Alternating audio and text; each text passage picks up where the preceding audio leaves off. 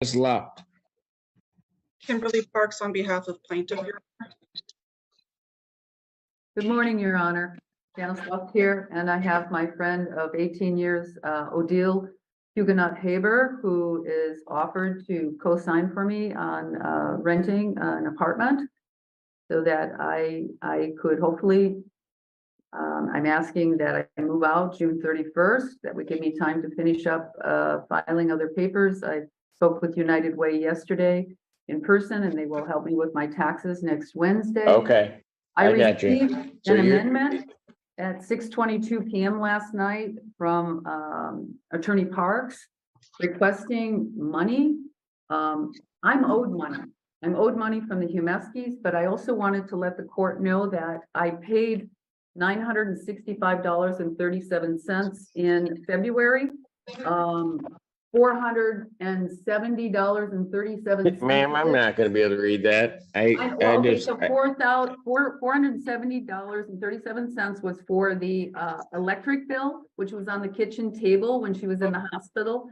And there was an email that came in from Miamic saying a payment reminder on the home insurance that needed to be paid or it would be canceled. So I paid the minimum on that, which was $495. The two totals together is $965.37. The water utility that they're requesting for February 16, 2023 Ma'am, is ma'am. Oscar's bill. That's not my water. ma'am, Okay, ma'am, sorry. ma'am. Yes, Thank you. I see the amended complaint. There would need to be an answer filed to it. what? But you're willing to move out Yes, I want to. at the end of June. Yes, Okay, counsel? Your Honor, this is the first time I'm hearing that. I will defer to Okay, the client. me too. So what do you say to it? Does it take that long? I mean, we've been trying this process since March. Your I've Honor, been taking care of his mother for 6 years. That doesn't matter. 24/7 For minimum wage. Your Honor, we would reject that offer. Okay, so you want me just to set this for trial? Because here's what's gonna happen, counsel. So before you reject that offer, if I set this for trial, I'll just set it for trial on everything. You guys will have to come in on the 16th. Let's say you get a verdict. You get a verdict saying that she's gotta move out. All right, guys, welcome to today's video. What starts as a routine housing hearing quickly turns tense when the tenant asks the court for more time to move out. She explains payments she made and insists she's owed money, while the attorney pushes back.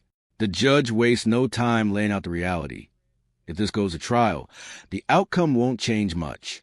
Suddenly, what seemed like a simple request turns into a high-stakes decision that could accelerate everything. Best you're gonna get is the 26th. If she asked me for a few more days, I'd give it to her. So it's gonna be the end of the month anyway. But you guys can reject the offer. I'll just set it for trial. All right, Your Honor.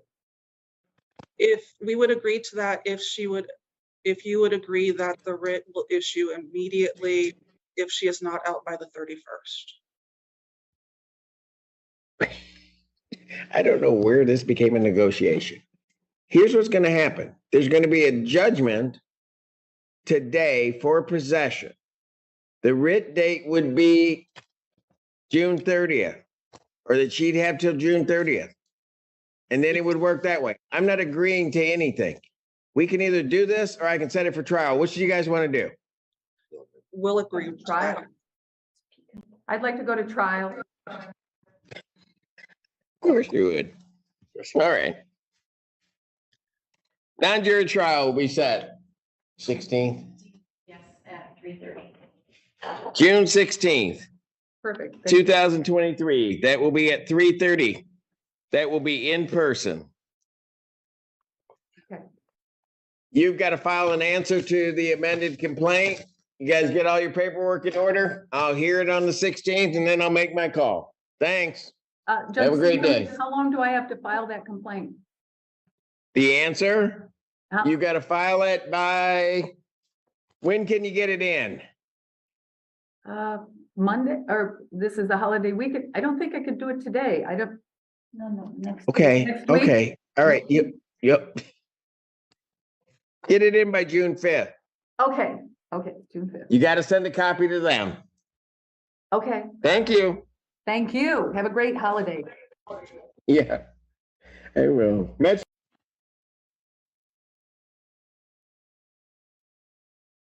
Fights, can you state your name? Okay, we're having a problem hearing you. Okay, now I got it. Okay, sorry. All right, that's a whole lot better. All right. Okay, yeah, because I couldn't even hear. I'm sorry. I apologize. I've never done one of these before, so I apologize. That's okay, me either. We're good. All right. Okay. Okay. All right. I don't have an amount that's due and owing, Mr. Mann. Your Honor, my client's books and records indicate a current balance of $1,839.40. Costs are $155. So the total possession judgment that we would be requesting would be in the amount of $1,994.40. My notes indicate that Ms. Fights was not present at the first hearing. That is correct. Ms. Fights? Yes. How are you intending on getting this paid? Currently right now I'm homeless, I'm jobless. I have to turn my car over to the bank. I had a job of 23 years due to the automotive industry. I lost my current job.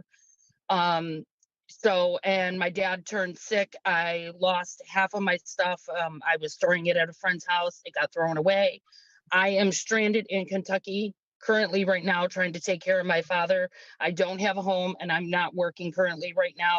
I'm trying to get money to get back to Michigan so that I can try to make arrangements to make payments. I'm not sure what the amount is Okay. due for. Okay. All right.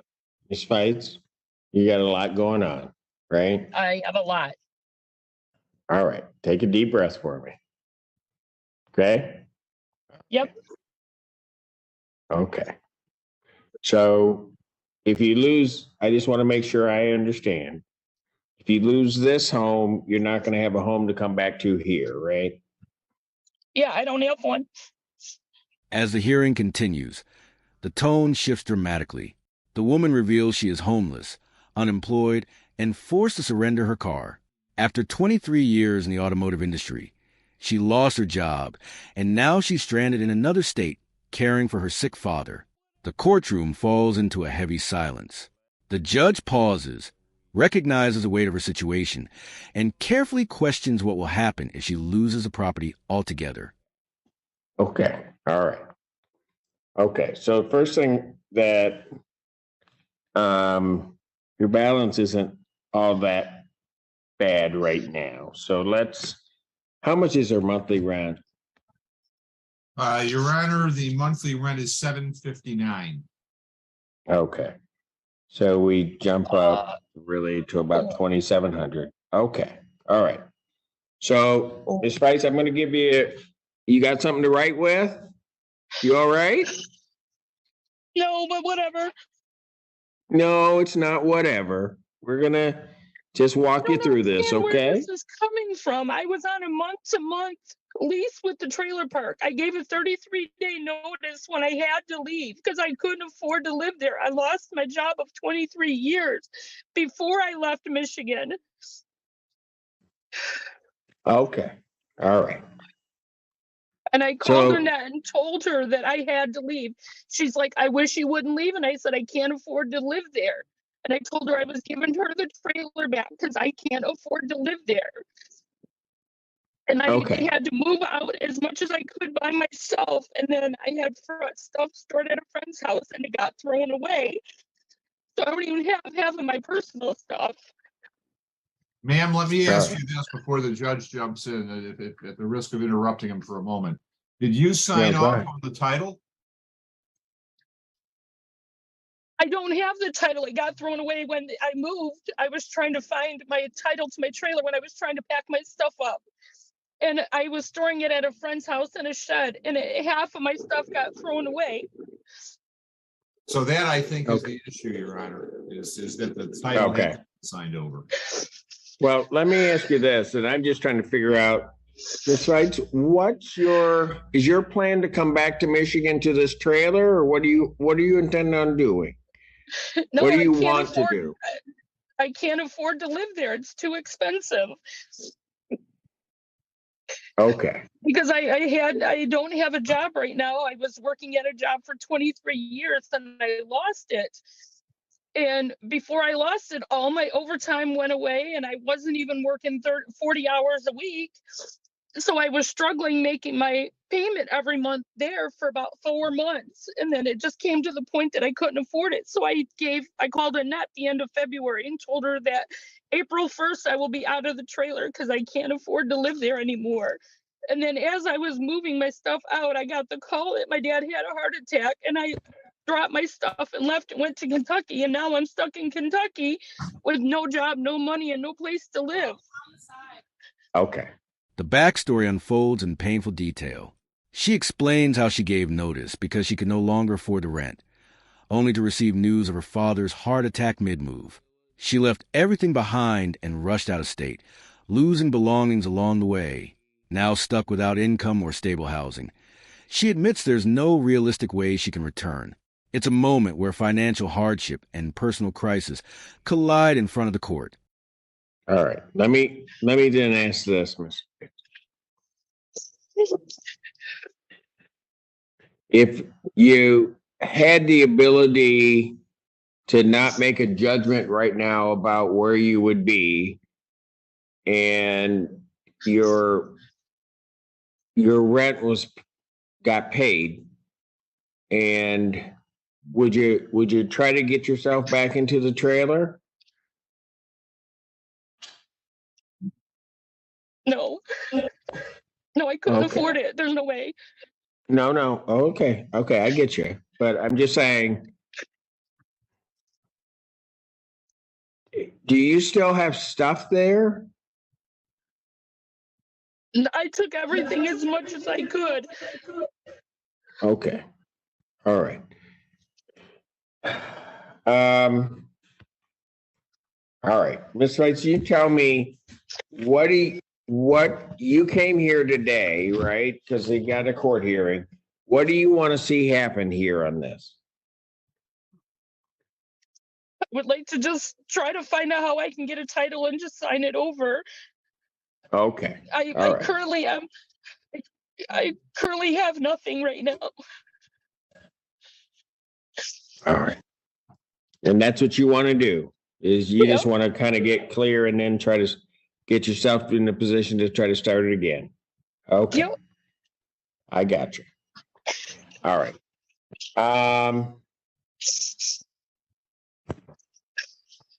I guess so the stuff that's in there right now, Ms. Feitz, is are you gonna want that? The stuff that you had to leave, or what? No, I don't want anything. All right. Here's what I'd like to do. I'd like to do this in a way that she doesn't have a judgment, so that when she goes to seek other housing, there isn't something on her record. So she's probably likely going to need ultimately to sign over a title, but she can certainly, possession, she's just out of the premises. So, Yep. so here's what we'll do. I'm going to indicate in the file there's just a voluntary surrender of the premises, surrender of tenancy, I guess we're going to have to put it that way. Okay. So that they can secure the trailer. Okay. Okay. They can All move right. stuff out and just secure it so that nobody's in there. Okay. And then we've got to find a way for you to get yourself to Secretary of State, or get to apply for a new title on that, so that then you can sign it over. Okay. Okay. Customarily, I think you can do most of that. If I'm not mistaken, you might be able to request it online, but the problem is it's going to have to be sent somewhere. Right.